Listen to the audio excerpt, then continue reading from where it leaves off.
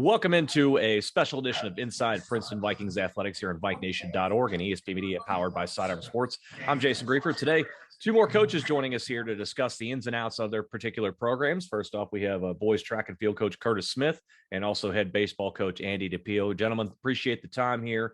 Let me get right into it and kind of ping pong back and forth between the two of you. I'm curious to know, obviously spring goes by very quickly and we've got a lot of things to get in a very short period of time. But I'm wondering with this season getting closer to back to normal, if you will, with COVID restrictions not as stringent as they have been in the past. How has it been for each of you as far as preparation leading up to the season and also in-season work with your athletes to try to, get them where you want to be and get them where they want to be as they go along? Curtis, I'll start with you first. As you commented on the pandemic and as we were working on our way out of that situation, I would say that year was very tough for us. If I can just kind of recant what happened back in 20, how we lost that season. And we had a really strong team, and then heading into that next school year and the athletic season as Ohio High School Athletic Association. And, they were trying to put in different parameters in place as well as different schools. Everybody had their own setup as far as how things should go with the pandemic. That was tough. Indoor season was really tough. We could hardly find meets. So as we circle back to this year, like you said, things are pretty much gotten back to normal. Of course, there's still a mask mandate at certain points during the season. Now that mask mandate is lifted, but we were always, as far as outdoor track and field coaches, just looking forward to getting outside because we knew that, of course, fresh air is always the best situation for COVID and being outside. So we're happy to be back outside. Andy, how about you and trying to prepare your programs the last couple of years, and now we're sort of back to normal, if you will? Yeah, it was definitely a challenge. A lot of times baseball is super weather dependent, so we couldn't get outside. It made indoor practices a little bit more challenging, just having that many people sharing gym space and making sure that you're still following all the protocols and all that. So some of those things made it a little bit more challenging. Small things as, pitchers had to get a new ball if they went to their mouth at all. Little changes like that kind of delayed the game. That this year it's kind of nice that we don't have to worry about as much. So we're back into a normal swing of things, if you will. And obviously, games, meets and whatnot come sometimes, I'm sure, quicker than they may sneak up on you, if you will, because it just the way the spring season goes. But with that said, you guys obviously have very unique challenges in managing these student athletes, managing your rosters, if you will. Curtis, obviously, we look at Vike Nation Network, you have a huge roster to manage and try to get guys in and out of meets and runs and field events and whatnot. And Andy, you're the same way, obviously, trying to split up between, the varsity level and the reserve roster and whatnot. Andy, let me start with you. So just kind of talk us through that process of how you manage that leading into a season and also in season, if you feel like maybe somebody, needs to come up and get some more time on the varsity squad. Yeah, so we kind of sit down in the winter and we discuss as a coaching staff and try to come up with kind of a game plan for it. And then you always get to tryouts and there's maybe something that happens where somebody isn't eligible to play or they don't decide not to and whatnot. So the big challenge for baseball is just with pitching. It's making sure that you have enough pitchers to where guys are not getting thrown too much and you're abusing their arms. High school's got pitch counts and things like that you have to abide by. And so that's one of the challenges is there's sometimes where maybe there's a guy that could be a back-end varsity guy, but the JV needs a little bit more pitching. So they need to get a guy a couple more innings. So you have to send them down. So we have a kind of a fluid roster situation sometimes where there's guys up for a game, maybe go back down and play the field the rest of the week, come up for a couple games, things like that. Weather being a big dependent with that. So that's the big thing. In terms of like position players, it's not as bad. Most of the guys can to stay like where they started, but the pitching standpoint, it definitely provided some challenges, especially if guys get injured and whatnot. So we kind of try to build up their stamina as the year goes on. So we start them out, 50, 60 pitches. And then the next outing we expanded 10, so on and so forth until they're kind of at full strength. Curtis, on your side, as I mentioned, you've got a lot of young men to work through as far as runs go, field events, like I said, relay races, if you will, and your 400 relay is one of the better ones in Southwest Ohio. How do you go about managing and deciding, okay, this is a good meet for this guy to run. This guy's our ace. We need to get him out there as much as possible. What's that process like for you? It's kind of sort of similar to Coach DePill's process. You get down, you sit down with your coaching staff, and you just kind of go over your roster. You look at your top guys coming back.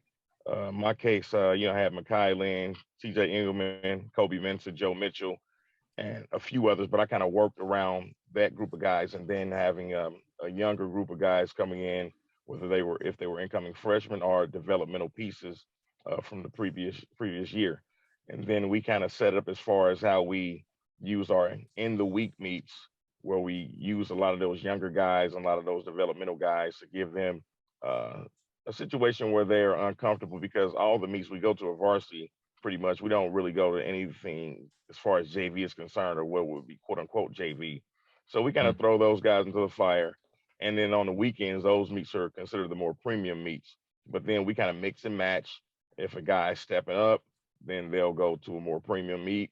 If a guy needs some more development, then he'll go back down to a middle of the week meet. So that's how we kind of, circle the wagons in that area.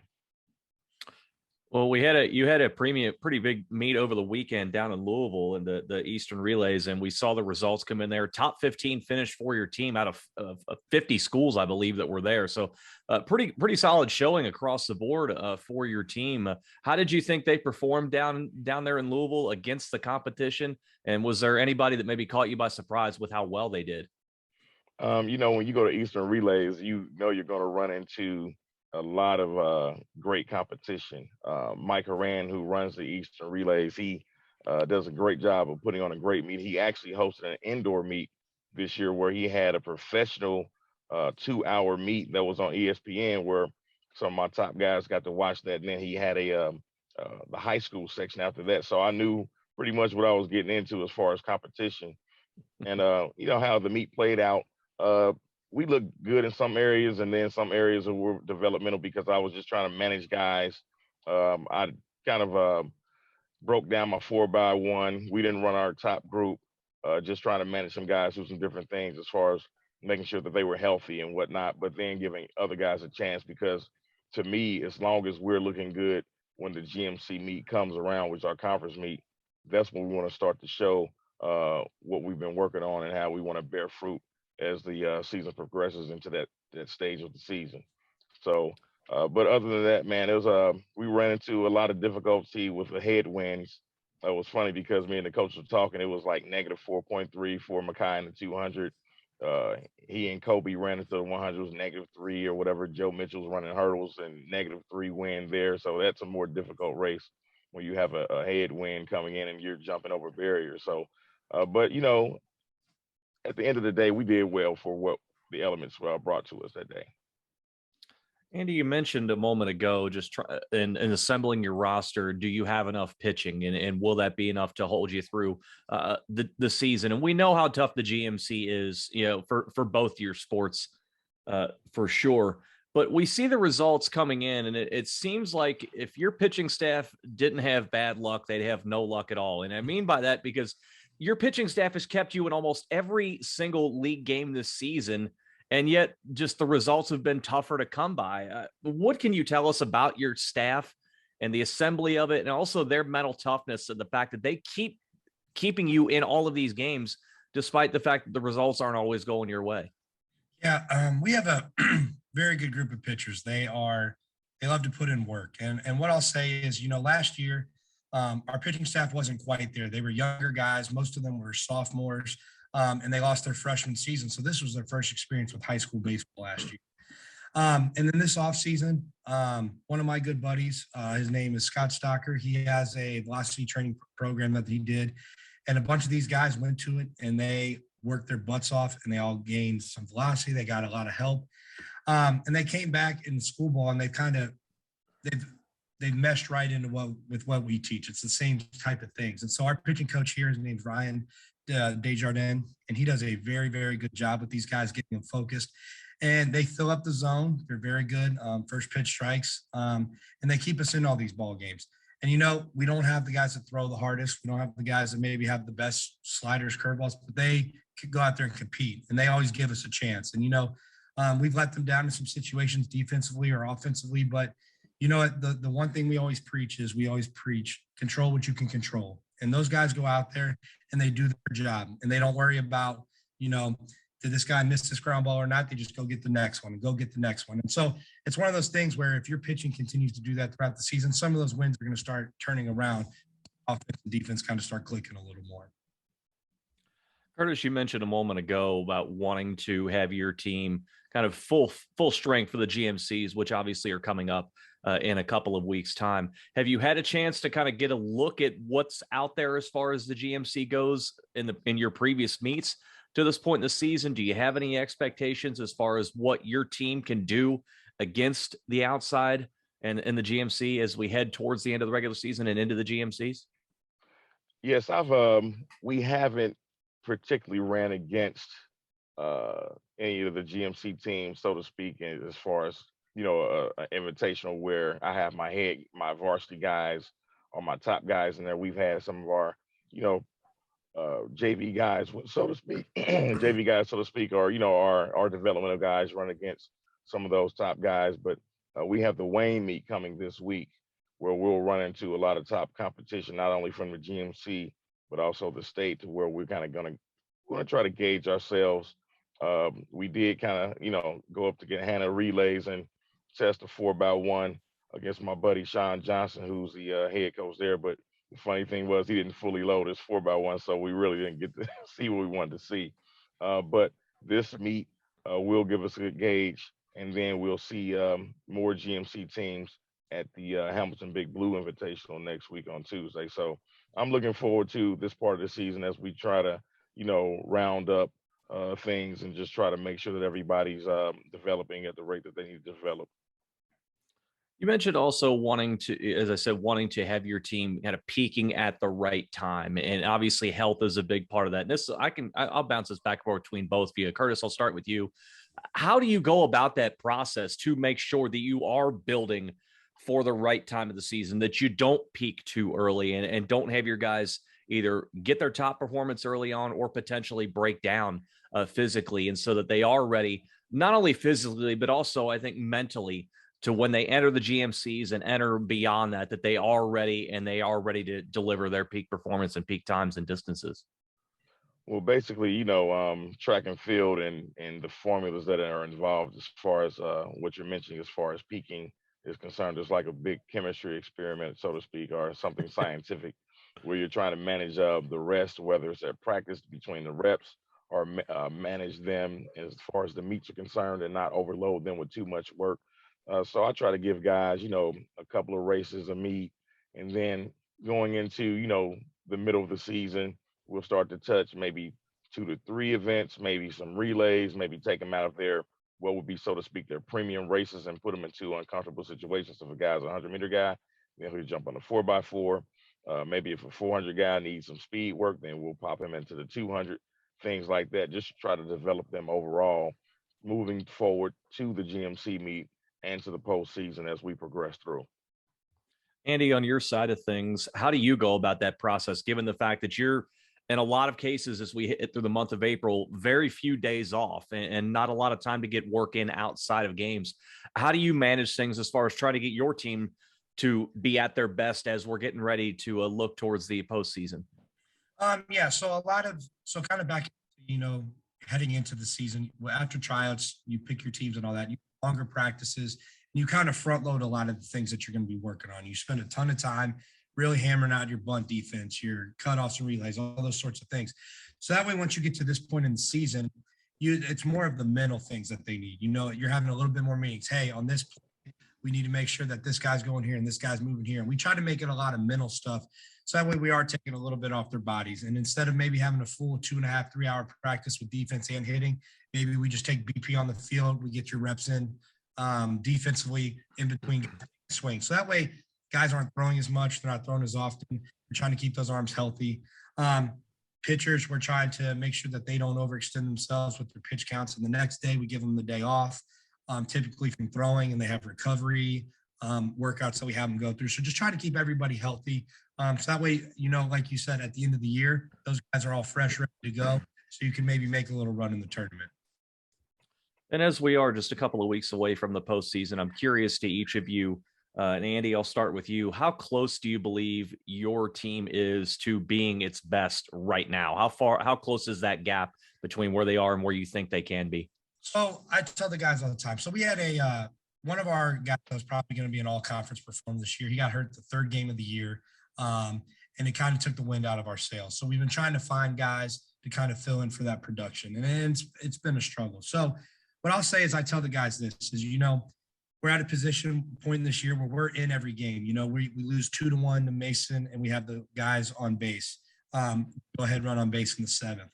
We lose 1-0 yesterday and we had multiple guys at third base with a chance to knock them in. And, we're talking about 2 to 3 plays that maybe change the outcome of some of these games. And it starts changing the narrative of things. So I keep telling our guys, if we just put in productive at-bats and you just go up there, it's not even the result that we're worried about. We're not worried about is it a hit or not. We're worried about, are you giving a quality at-bat? Are you seeing pitches? Are you fouling tough pitches off? Are you hitting the ball hard? Are you getting it in play? Things like that where once some of our luck kind of turns around and some of those breaks start going our way, the wins will start to follow it because we have 3-4 guys that are throwing the ball really, really, really well right now. So you get into that in the season, anything can happen. So we just got to continue to put it together, quality at bats, and then hopefully that'll change things around. Curtis, how close is your team to its peak right now? With this being a few weeks away from our league meet, we're rounding into form. So it's just still a few things that I'm looking for as far as combinations on the 4x4, the 4x2, some guys and some individual races looking for some time to drop here in the next week or two to set the tone for what we would consider to be a decent push into the district meet, try to work our way through the rounds to get to the state championship and try to get some guys on the podium. When you look ahead to the postseason, I'm curious as we're winding down here, if you're able to, each of you are able to get your teams to their peak in the postseason. And Curtis, I'll start with you with this one. How far realistically do you think your team or individuals can go? Oh, most definitely. I believe that we can have at least a top 5 to top 10 showing at the state meet if all the, dominoes fall into place for us. So it's really a challenge just trying to get the guys through there. Somebody might come and say, well, coach, I got shin splints, or coach, my hamstring, or this or that, or whatever injury. And then making sure, as Coach DePeel said, making sure guys are managing the classroom as well. Just so it's just certain factors that play into all of that. But I believe we have a really good opportunity to, bring back some hardware, whether if it's individually or hopefully the total goal is to bring a team championship back. But most definitely some individual hardware. Looks like it's in the works as long as we do what we need to do and stay on track. Andy, with the way your pitching staff has delivered this season, consistently keeping you in games, do you feel like if you can just get a couple timely hits here and there, you could be a team that can sneak up on some people in the postseason and maybe quote unquote pull an upset or two and knock out some teams that maybe looked at Princeton and thought, okay, we should be able to take care of business here and can maybe make some real noise? Absolutely, I do. Looking at our pitching situation, one of our top players, we have one of the top players in Cincinnati, in Andrew Edgerton. He's one of the best players on the mound position wise. And so there are a lot of teams. I talked to a lot of coaches and they said, if we have to see him, you just don't know how it's going to go down. And Carson McDaniel's another one that's really stepped his game up. Yesterday he threw a gym for us, 1-0. A guy gets a check swing base hit in the first inning and he doesn't allow another run the rest of the game.